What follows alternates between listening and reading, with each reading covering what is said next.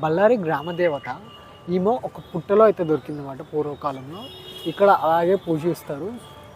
శుక్రవారము, మంగళవారము, అమావాస్య, పున్నమి, ఆహ్, ద ద స్పెషల్‌గా పండగ రోజు దసరా. ఇక్కడ ఒక ఒక పండగ కూడా ఉంది. అప్పుడైతే ఇక్కడ స్పెషల్ ఆ రోజు స్పెషల్‌గా అలా చూడడానికైతే ఇలా అయితే ఉంది. లోపలికైతే వెళ్ళిపోదాం. వీడియో రికార్డింగ్ ఉందనుకుంటాను. అమ్మవారి లోపల దర్శించుకొని వెళ్తాము. మొత్తం ఒకసారి అయితే ప్రదక్షిణ చేసి వెళ్ళిపోదాం లోపలికి. మొత్తానికి ఇట్లయితే ఉంది. మొత్తానికి రెనోవేషన్ అయితే చేసినారు. ఇది వచ్చేసి బళ్ళారి సెంట్రల్, అదేంటంటారు, సెంటర్లోనే ఉంది, బళ్ళారి సిటీలోనే. మొత్తానికి అయితే పెద్ద గుడి టెంపులే. మొత్తానికి ఈ అమ్మవారికి నగలంటే చాలా ఇష్టం అంట. అందుకే ప్రతి శుక్రవారము, మంగళవారము, దసరా రోజు, పున్నమి, అమావాస్య రోజు ఎక్కువ ఇక్కడ అలంకరణ, స్పెషల్ అలంకరణ. Guys, welcome back to my channel Bhanuprakash Telugu blogger. ఈరోజు అయితే నేనైతే అనంతపూర్ బస్ స్టాండ్లో అయితే ఉన్నాను.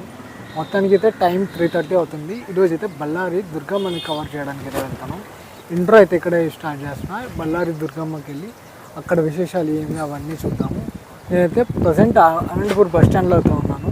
ఇక్కడ నుంచి అక్కడికి వెళ్ళి అక్కడ ఏమి ఎట్లా ఇంకా అని చెప్పేసి కొంచెం ఇన్ఫర్మేషన్ తెలుసుకున్న వీడియోస్ చూసి.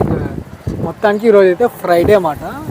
ఇది ఆషాఢ మాసంలో కాబట్టి చాలా ఇంపార్టెన్స్, పూజలు అవన్నీ కూడా స్పెషల్గా జరుగుతాయని అయితే నేను వీడియోస్ యూట్యూబ్లో చూడటం జరిగింది, తెలుసుకున్నాను. కాబట్టి దానికి బిహైండ్ స్టోరీ ఏంటి ఏమనేది కూడా చూశాను. వెళ్ళి ఒకసారి చూద్దాం.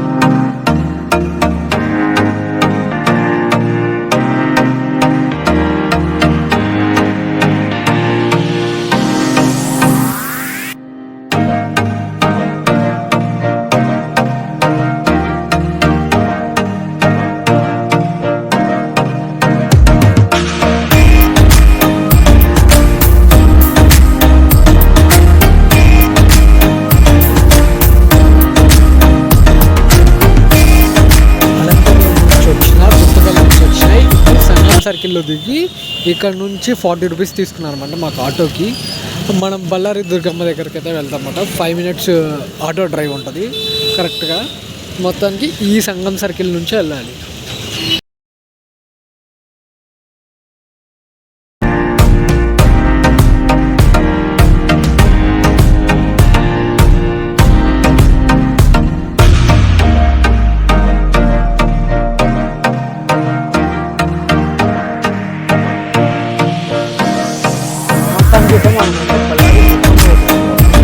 దుర్గమ్మ వచ్చేసి బళ్ళారి గ్రామదేవత. ఈమె ఒక పుట్టలో అయితే దొరికిందన్నమాట పూర్వకాలంలో. ఇక్కడ అలాగే పూజిస్తారు. శుక్రవారము, మంగళవారము, అమావాస్య, పున్నమి, స్పెషల్గా పండగ రోజు దసరా.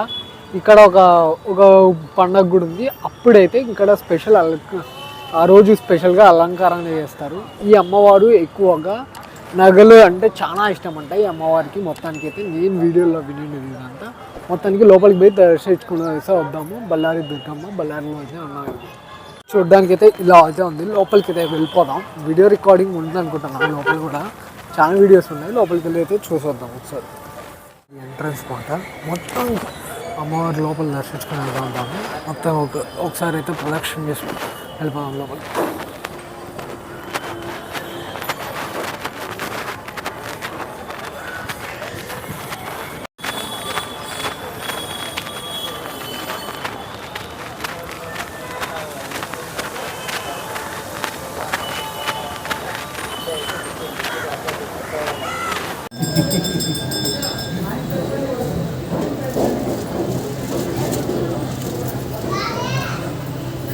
కొద్ది వరకు అయితే తీసినారు. అది ఎట్లా వచ్చిందో కూడా నాకు తెలియదు అన్నమాట. మొత్తానికి అయితే తీసాను.